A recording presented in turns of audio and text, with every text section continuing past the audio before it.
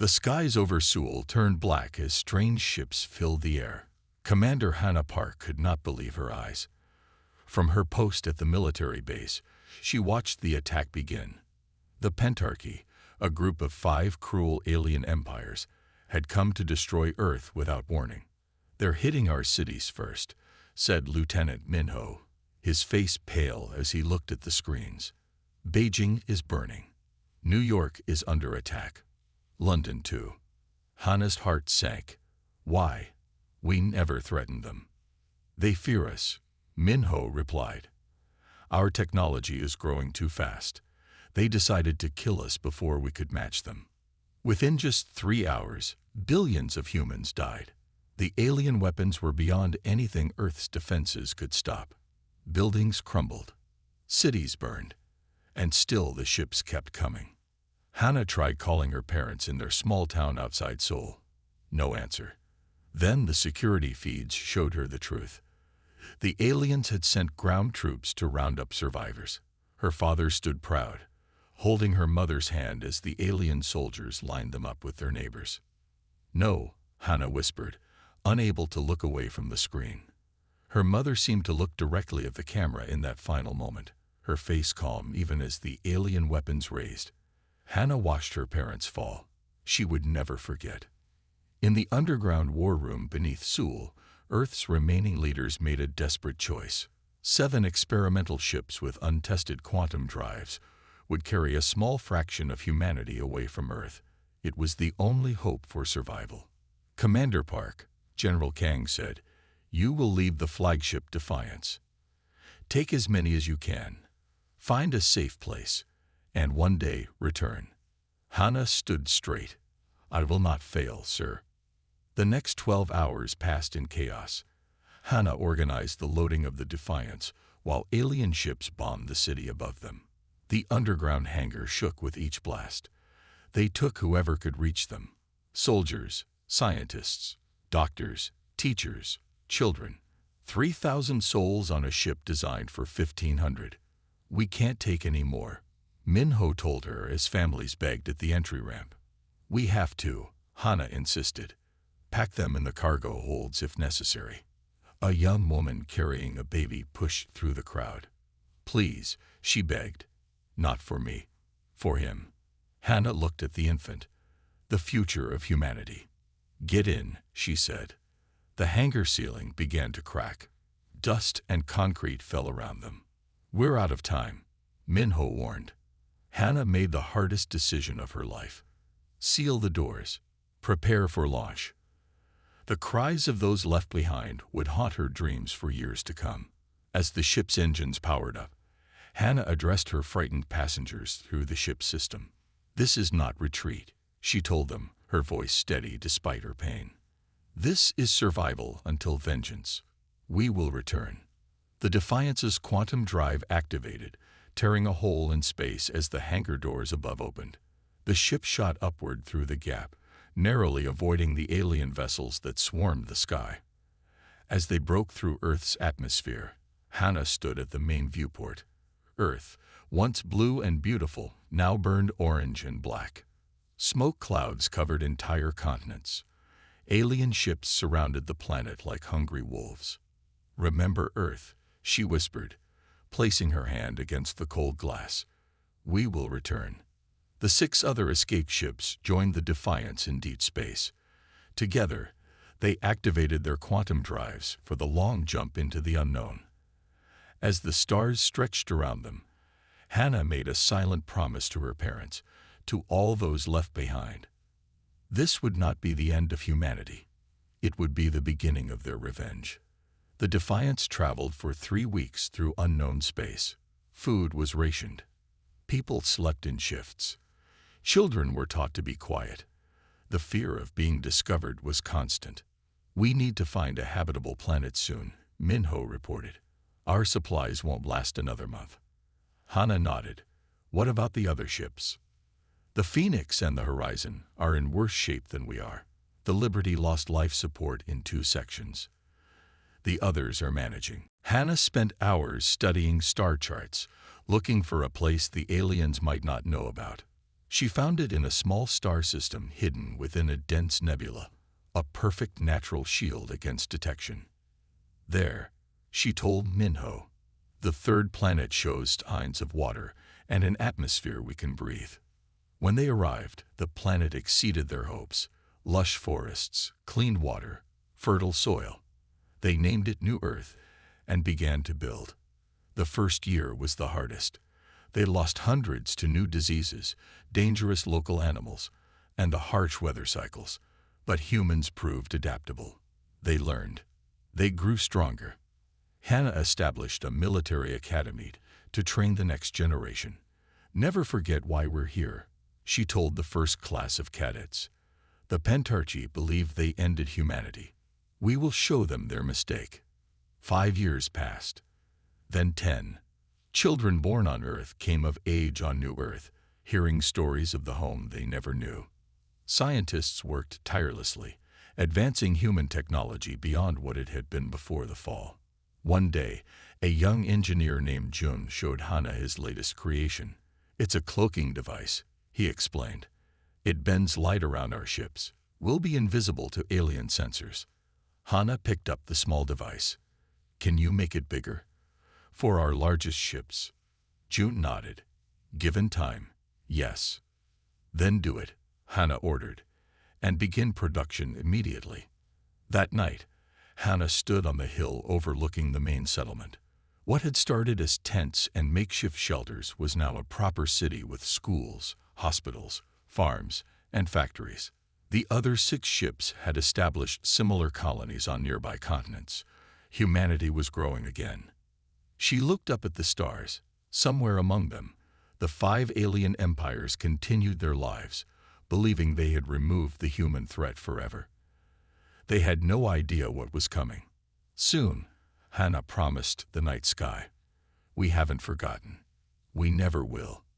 In her pocket, she carried a small photo of her parents, salvaged from her personal items on the Defiance. She took it out now, looking at their smiling faces from a time before the world ended. I will make it right, she whispered. Whatever it takes. 20 years had passed since Earth fell.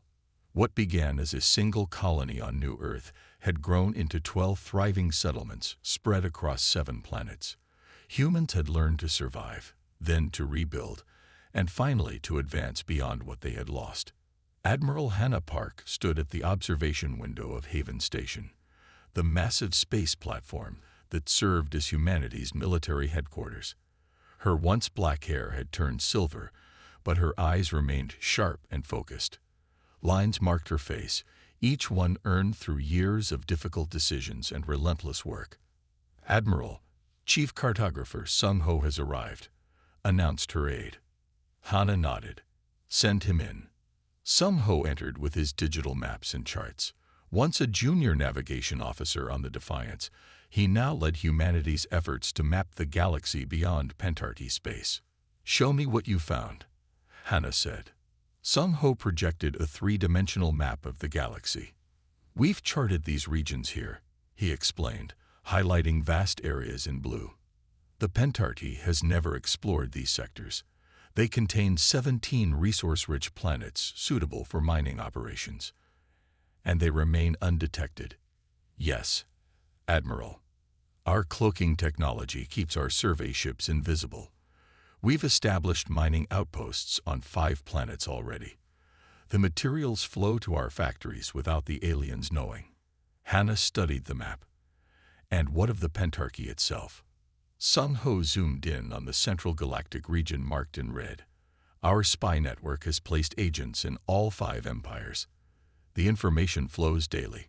This had been Hannah's most daring plan, sending trained humans disguised as various alien species to infiltrate the enemy. Advanced surgical techniques and genetic modifications allowed humans to pass as members of the alien races. Over the years, these spies had risen through the ranks of alien society, gaining access to classified information. The most significant discovery, Sung Ho continued, is the fracturing of their alliance. The 5 empires no longer work together. They fight over resources and territory. Hannah's eyes narrowed. Perfect. Later that day, Hannah called a meeting of the High Council of New Terra.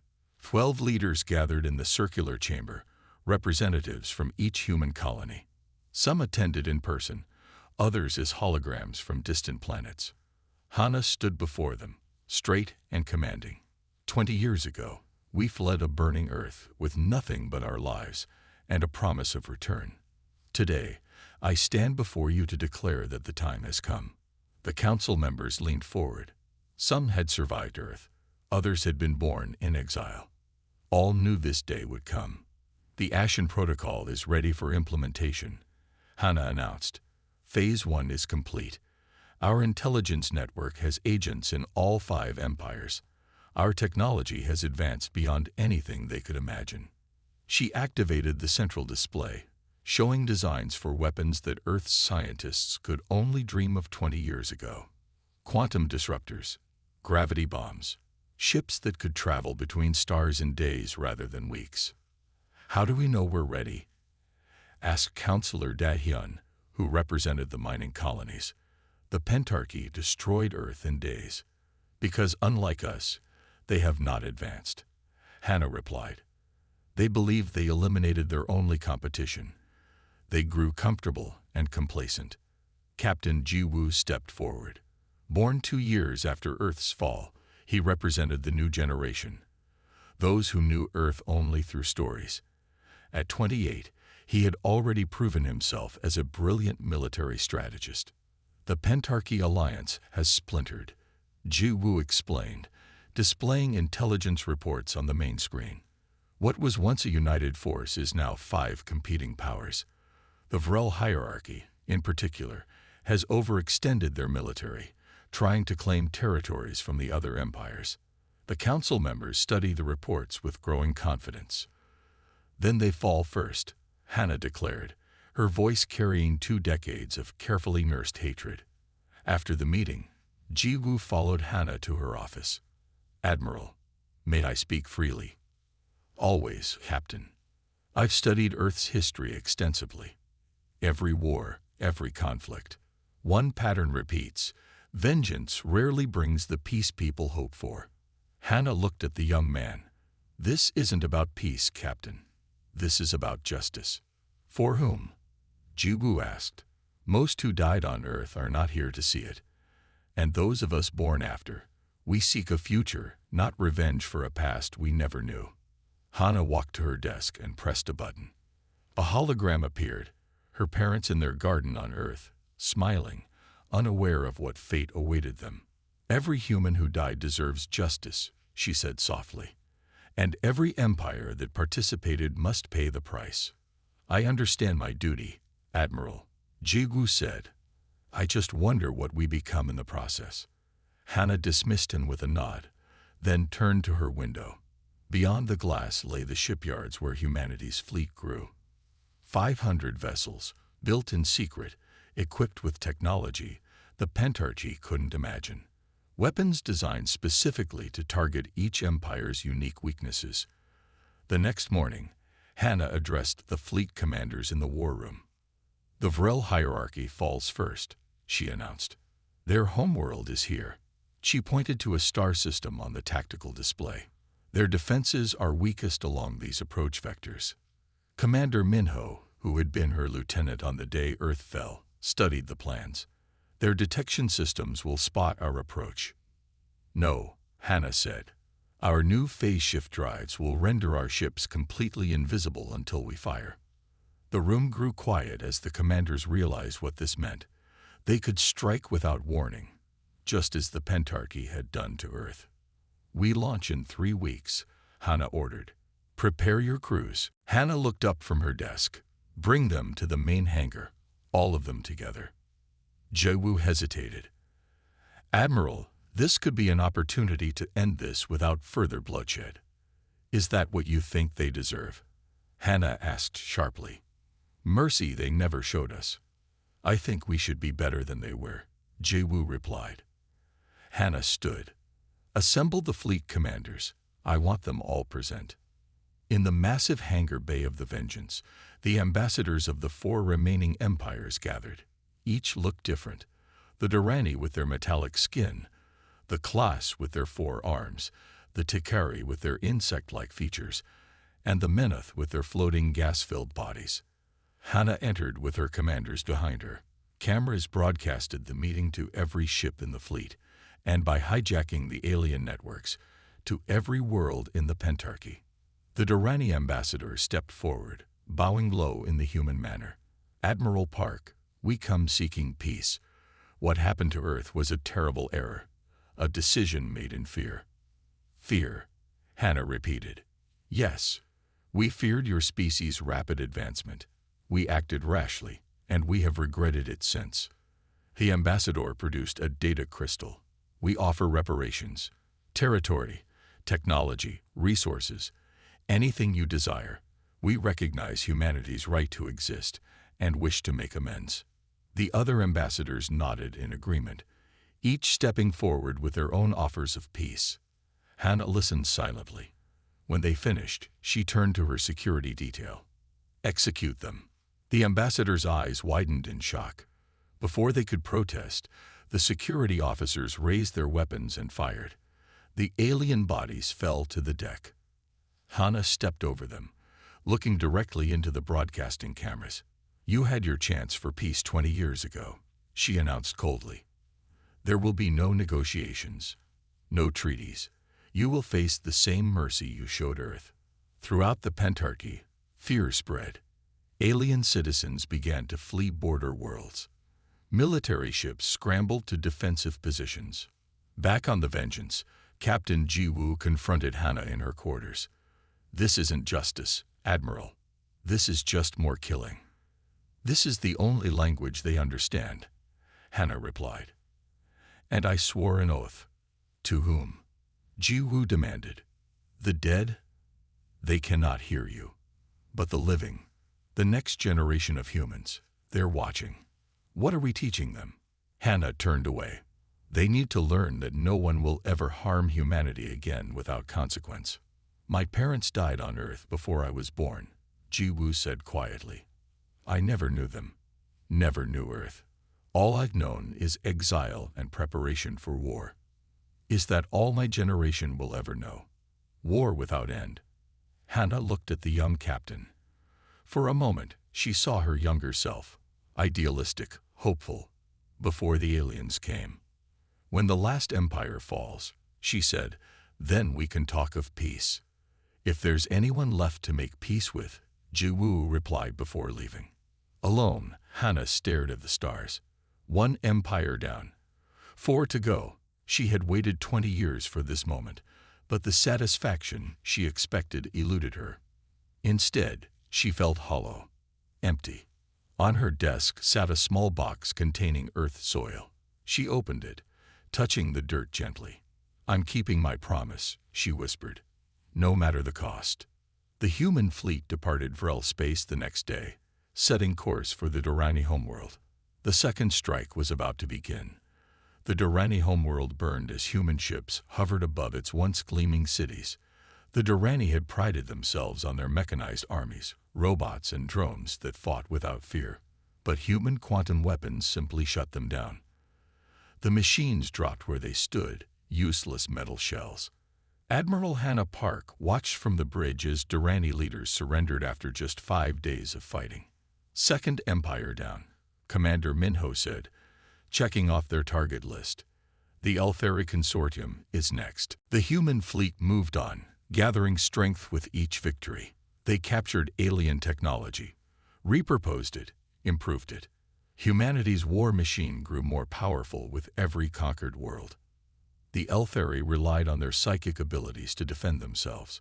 They could read minds, create illusions, even control weaker beings. But they found their powers useless against the neural shields human scientists had developed. Human soldiers marched through their illusions unaffected, their thoughts protected, their resolve unbreakable. The Eltheri homeworld fell in 7 days. 3 down, Hannah announced to the fleet. 2 remain. After each victory, surviving aliens sent desperate messages. They offered complete surrender. They begged for mercy. They promised anything and everything in exchange for peace. After each victory, Admiral Park gave the same answer. No. Captain Jiwoo spent his off-duty hours in the captured data centers of each conquered empire. The young officer dug through historical records, military communications, and government archives. He believed understanding their enemies might help humanity avoid becoming like them. On the eve of the attack against the Fourth Empire, the Solari Confederation, Jiwoo found something that stopped him cold. He rushed to Admiral Park's quarters, datapad in hand. "Admiral, you need to see this," he said, his voice urgent. Hannah looked up from her battle plans. "What is it, Captain?" "The Solari opposed the attack on Earth," he explained, showing her the recovered meeting transcripts. "Look at these records from the Pentarchy Council meeting where they decided Earth's fate." The screen showed translated alien text. The Solari representative had spoken against genocide. Destruction of an entire species is never justified. The humans pose no immediate threat. We should open diplomatic channels instead. They were overruled, Jiwoo continued. The other 4 empires voted for Earth's destruction. The Solari participated only because the Pentarchy Charter required unanimous action once a vote was taken. Hannah studied the document silently. "There's more," Jiwoo said, switching to another file. "After Earth fell, the Solari sent ships to rescue human survivors. They were blocked by the other empires. They even tried to secretly establish a human sanctuary on one of their worlds." Hannah's face remained hard. One voice of dissent doesn't absolve them of responsibility. They still participated in the attack. "But this changes things," Jiwoo insisted. "We're no longer punishing just the guilty. We're becoming what we hated. The Solari tried to help us." "Tried and failed," Hannah said coldly. "Not good enough." "Admiral, the younger officers are already questioning our course," Jiwoo pressed. "Many were born after Earth fell. They never saw what was lost. They only see what we're becoming. Conquerors no different from those who destroyed our home." "They don't understand," Hannah replied. "Maybe they see more clearly because they weren't blinded by the original pain," Jiwoo suggested. Hannah's eyes flashed with anger. "You go too far, Captain." "Someone must," he answered quietly. The attack on the Solari proceeded as planned the next day. But something had changed in the fleet. The younger officers followed orders, but without the fire of the earlier campaigns. Some requested transfers to support roles. Others performed their duties with visible reluctance. In the officers' mess, conversations became heated. "We've made our point," argued Lieutenant Yuna. "Born 2 years after Earth's fall. 3 empires destroyed. The galaxy knows humanity's power now. Why continue?" "Because justice isn't complete," responded Commander Minho. "Would you forget Earth so easily?" "I never knew Earth," Yuna replied. "Neither did half the people on this ship. Are we fighting for justice or for revenge?" The division spread throughout the fleet. Crews separated into factions, those who remembered Earth and demanded complete destruction of all 5 empires, and those born in exile who questioned the need for total annihilation. The Solari fought differently than the previous empires. They focused on evacuation rather than defense. Their priority seemed to be saving lives rather than winning battles. This only confirmed Jiwoo's findings, but Hannah refused to change course. After 2 weeks of fighting, the Solari capital fell. Their leader, Senior Consul Helios, surrendered personally to Admiral Park. "We accept our fate," the alien said, its luminescent skin dimmed with sorrow. "But know that not all of us wanted Earth's destruction. Some of us mourned your world." Hannah looked at the alien coldly. "Yet you did nothing effective to stop it." "We tried. We failed. And we have regretted it every day since," Helios replied. "Will destroying us bring back your world?" "No," Hannah admitted, "but it will ensure justice." The Solari leader bowed its head. "Is it justice to punish those who opposed the crime alongside those who championed it?" Before Hannah could answer, alarms blared throughout the ship. Commander Minho rushed onto the bridge. "Admiral, we have a situation." 3 of our ships are breaking formation. They're protecting Solari evacuation vessels. Hannah watched in disbelief as the tactical display showed 3 human destroyers positioning themselves between the fleet and the fleeing Solari civilian ships. "Open a channel," she ordered. The face of Captain Sujin, one of the youngest ship commanders, appeared on screen. "Admiral, I cannot follow these orders anymore. The Solari tried to help us. We have evidence. Destroying them makes us no better than those who destroyed Earth. Return to formation immediately." "That's an order," Hannah demanded. "I respectfully refuse," Sujin replied, as do Captains Wu Jin and Jun Seo. More reports came in. Throughout the fleet, crews were divided. Some ships reported near mutinies.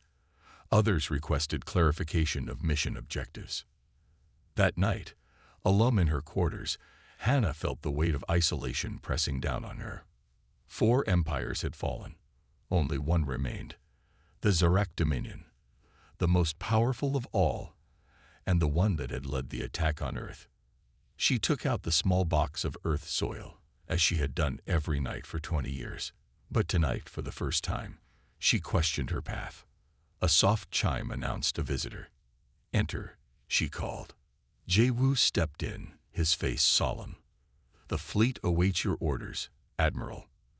But I must tell you, we're on the edge of breaking apart. The younger generation won't continue this course, not against the Solari, and perhaps not against the Zarak either." "Would they betray Earth's memory so easily?" Hannah asked. "They believe they're honoring it," Jae-woo replied, "by showing that humanity can be better than those who try to destroy us." Hannah turned to the viewport, watching the stars. "Leave me, Captain. I need to think." As the door closed behind him, Hannah felt more alone than she had since watching Earth burn 20 years before.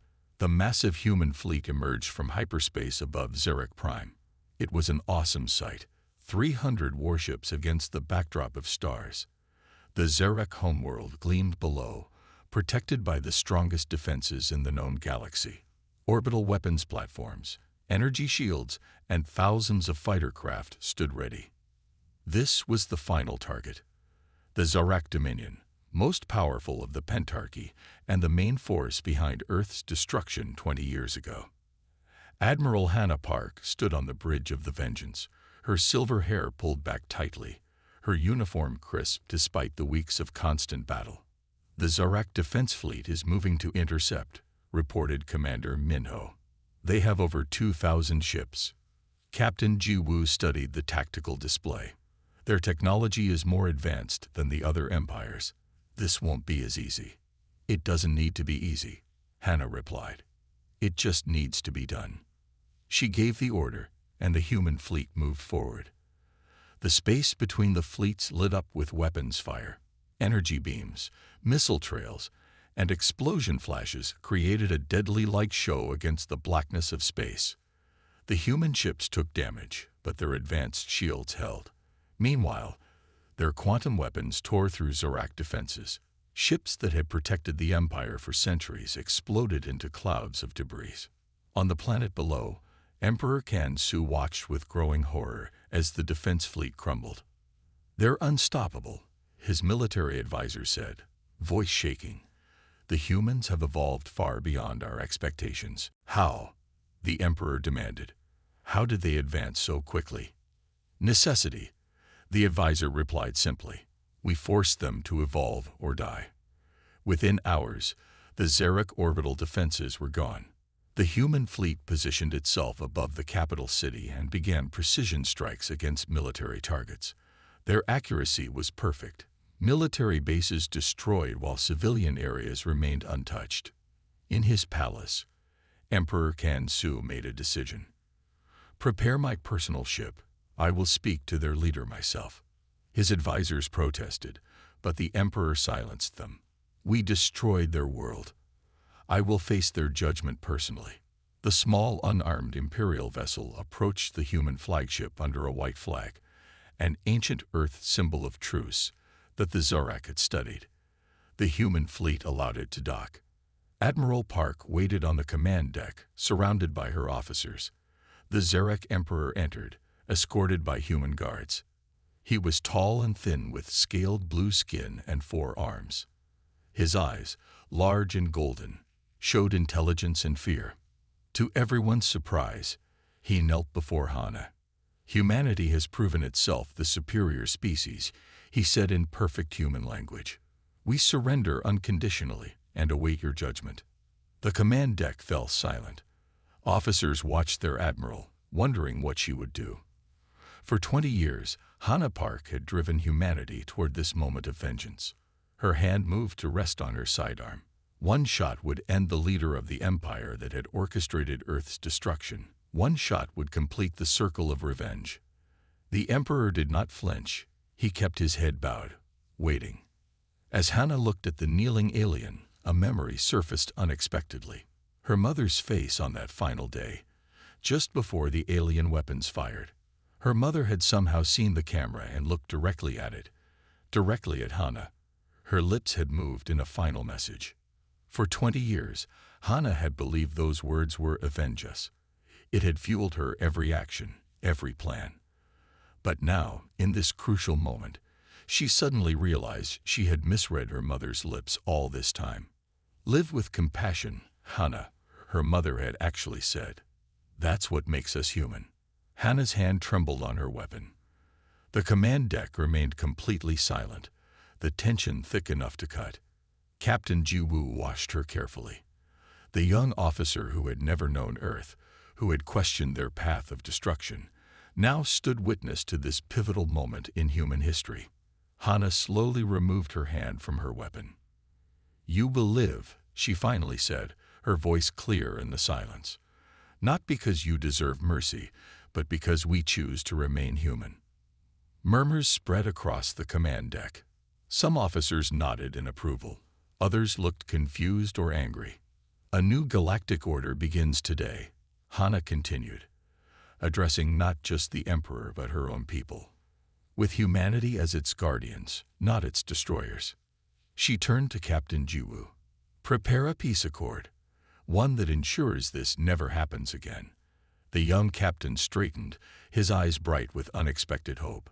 "Yes, Admiral." The terms of the accord were strict but fair. The pentarchy would be dissolved. Each surviving empire would retain independence, but must reduce their military forces. A council would be established with representatives from all species, including humans. No species would ever again have the power to destroy another. The next day, Hana addressed the assembled fleet captains, many of whom questioned her decision. "For 20 years, I lived for one purpose, vengeance," she told them. "I believed it would bring peace to the ghosts of Earth. But standing there, ready to complete our revenge, I realized something." She paused, looking at the faces before her, some old like her, carrying the scars of Earth's fall.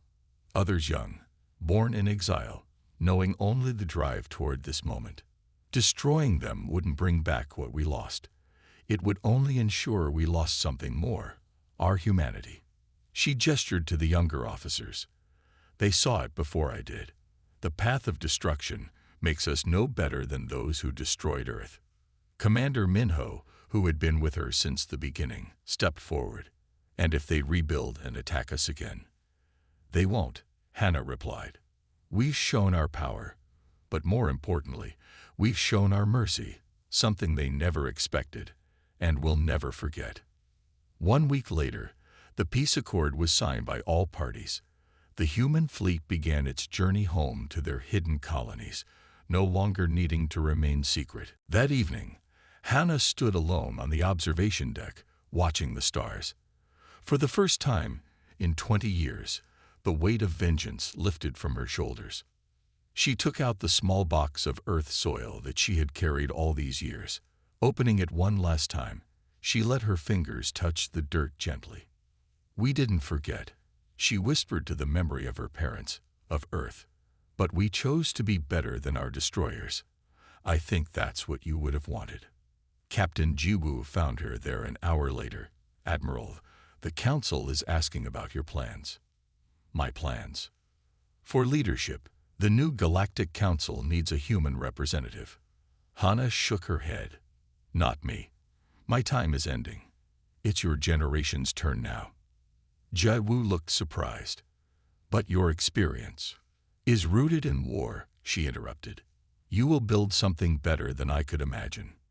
She looked back at the stars, seeing them differently now, not as targets for conquest, but as possibilities for the future. Earth is gone, she said softly. But humanity endures, not as conquerors, but as the conscience of the galaxy. That will be our legacy. As the vengeance turned toward home, Hana felt peace for the first time since watching Earth burn. The path ahead would not be easy, but it would be right. Humanity had faced extinction and emerged stronger, not just in technology and weapons, but in wisdom and compassion. The stars spread out before them, endless with possibility. The ENDS